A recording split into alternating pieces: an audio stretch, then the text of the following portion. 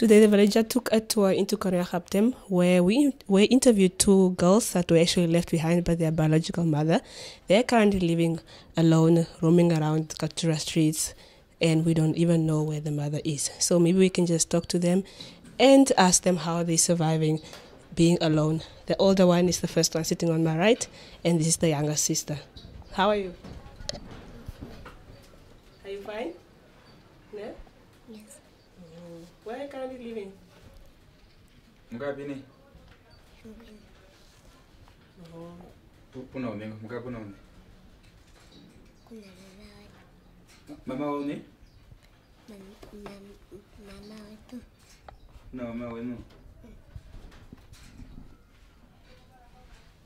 Oh, you stay with, who do you stay with? My mama. Oh, your mother. Where is she? Wait. At work? Oh, so she somewhere here near the kindergarten. Is it your mother or your auntie or your neighbor?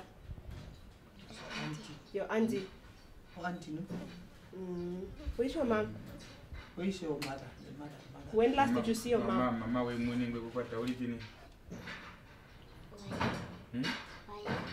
Where? Oh, kufana mama. Where guru bo where?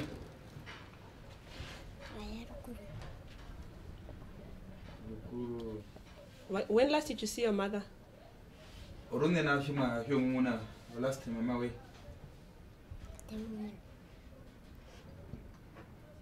No. Kwa muna. Okay. How old are you?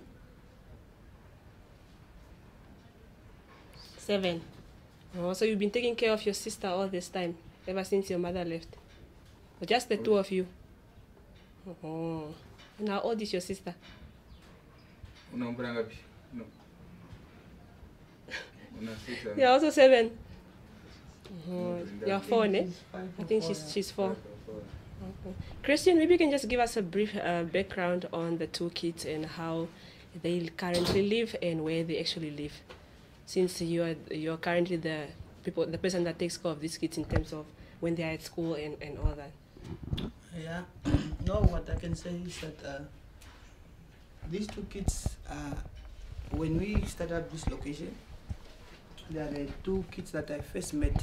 Because first when I met them with their mother, their biological mother. And when I met the mother, okay, I introduced myself to her, she introduced herself to me. And that's that time we didn't have a lot of people here. We only could count the ghettos that we had this side. But then I was always checking on these two kids whenever I passed their house, because I always have to pass there to come home. So then there was a time that I just checked on them and I went to the mother and I asked her that if she can accept me always to drop at least a bread and a Oros bottle for them. Okay, then she told me that no, it would be fine for her because she doesn't also work. Yeah, it's when I started with them, and then I introduced her also that okay, I'm gonna be finishing a place there where I'm planning to have a kindergarten.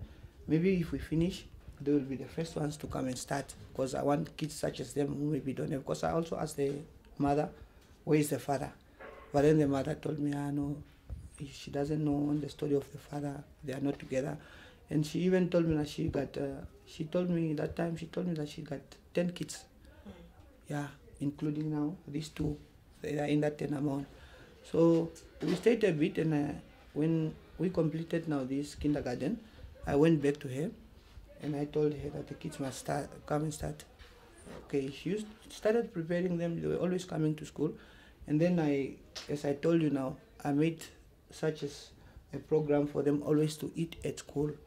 Because I thought also that the bread that you give them and the oros, they stay with people. They also gonna share of it. So the other way of giving them was when they come to school, I always make sure that they also eat. They used to cook for them in the kitchen. Yeah, but then after that, there was a time that last year the mother disappeared a bit and they were left alone. Okay, on that same time I found out that there's a sister of a mother who also stays in this location. But okay, she also have her own kids. Okay, there was a time that she also voluntarily came to help cleaning and all that, because the kids were always coming to school. Yeah, but then later, she got a job, or I think it's a job or a project, wherein but she couldn't watch over them anymore. She had to go. But then, okay, they started coming on their own. But then I don't know now what happened as we came into this year. Things started getting a bit worse on their side, because they started lacking a bit of coming to school. And then when I used to drive around, I would see them maybe playing in a location somewhere, or a dirty where people throw rubbishes. Yeah, it's how I started again seeing them. And now there's a boy who's their Mike, I think is part of their family. I used now to send him again. This year I send him, I said, no, go call me those children. So long your story now is only for you to send them, so long you send them to school. Maybe I can also talk to the teachers for them to be able to watch them. Yeah, is what the previous teacher was doing. She used to watch them also sometimes here. But then, okay, after that, I left now teachers. The other teacher went. It's how everything almost broke up. It's how these kids also started. When they come, they used to know that if they come to school, they will have a meal. But then maybe they used to come like, today they come, there's no one. Tomorrow they come, the situation is not the same. And then they started absconding now from school and not coming anymore. Yeah, but then I went again looking for them. That's how now, as we are seeing the year is now about, we only have days to go in next year. So now, for them, I went to Ministry of Gender, as I said, on some occasion to go and explain to them. Because I'm very careful on whatever step we take with people's kids or family, they will have a different view on their own maybe. Like maybe you want to make something out of the kids or what, but you are just concerned. Because just the other time, as I told you, I know these children are going to be of this community. And if we saw something productive in them, it's going to benefit the whole community too. Even people who are ignoring them today. So it's the same as I say, it doesn't help if I help my own biological kids. They will be with these kids in streets because we are of one community. So now you want to know who's going to influence the one in bad things or in good things. Then it's the same as you didn't do anything. So it's better we cater most everybody around us. It's how we also going to be safer. Because for them, I know, okay, like the big one, she needs counseling now. Because sometimes even if they are educated, she doesn't catch up. Okay, the young one, at least she's still, yeah, because her brain, she doesn't think too much. Like that one, I know she's now in that category of thinking, where's my mom? Because every time, yeah, like I said, the day this child was beaten, she started crying. That cry wherein by I was not around, I didn't see, but I went out and I saw how, as she is going, I was thinking like, but who's going to give that child now a shoulder to say sorry or something? Nobody. So it's like you are sending her now in the street. Yeah, but okay, we talked about that, and I told also the teachers, especially here with children such as them, they are already hurt. They are not children to be taken as children who have got their biological mothers and fathers. Even if you correct them, there's a way now that we have to correct them. So now, for them, this situation that I'm seeing here, remember the day that we made a sub kitchen, they were not having clothes. The second time again now, when they came, I can really see that they don't have. But I've been trying my best. Always when I get things, they are the first ones that we take things out for. I even gave them bags for school. But later, the people took the bags of the kids. Because as I'm saying, they have got no protection. Whatever people want to do with them, they do. When I'm around, I know, okay, even here sometimes, when I come at home, teacher will stand up because she knows I'm going to ask if these children have eaten. Yeah, she knows I'll just get angry about them or something like, did you give those children food? Did you do what? Yeah, it's how it has been. Yeah, and I even asked Gender if I can have the children here. Oh yeah, so just as I said now, I discussed with my friend, Kones, who's now currently also helping me in this, that I want us next year to ask onto the government if we can get somebody who's a woman who can come live at the center and take care of the kids. Whereby I'm planning now, as I'm working, I'll see if I can get some things to make more structures whereby these kids can be taken in, and for them also to have their classes always. Because like now, is the other one is saying she's 7. Okay, maybe she's not yet 7. She doesn't just maybe know her age, but then she's now approaching to go for primary school, and if she doesn't practice anything, it will be difficult for her. It was already difficult for her for just these past years. It's also going to be difficult for her in education.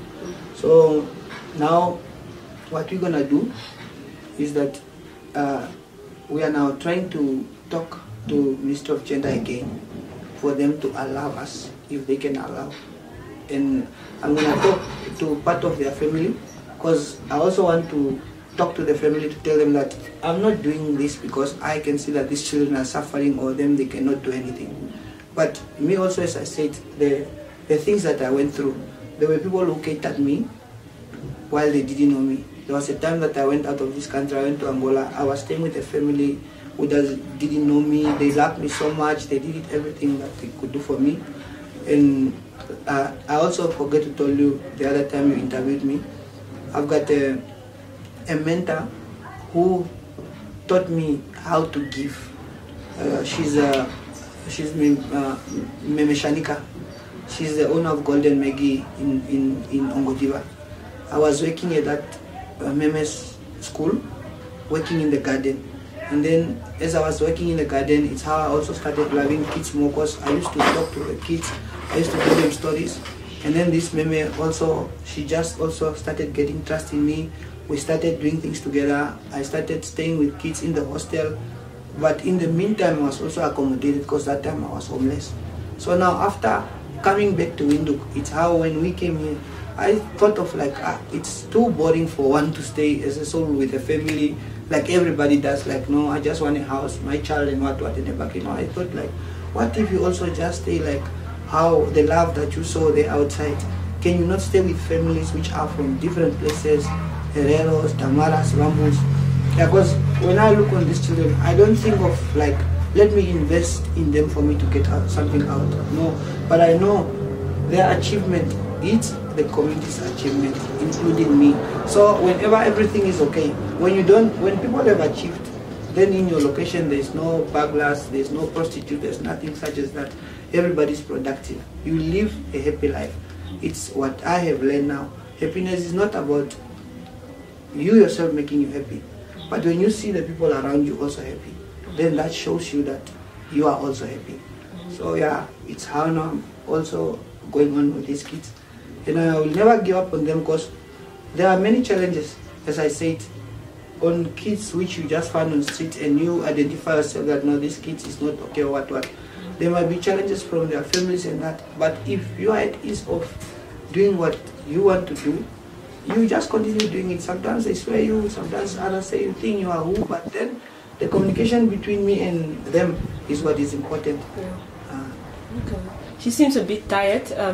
What time do you guys sleep and what time do you wake up? Magara pangapi? Magara pangapi? Namu penduka pangapi? Ashima magara pangapi na? Unguroba po mapeta hinene po. Nguroba. Shima gomba mienda bini?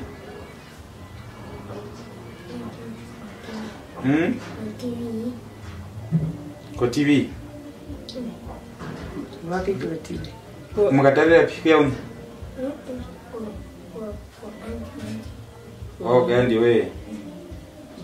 Okay. When last did you guys have a proper meal, like a proper cooked meal?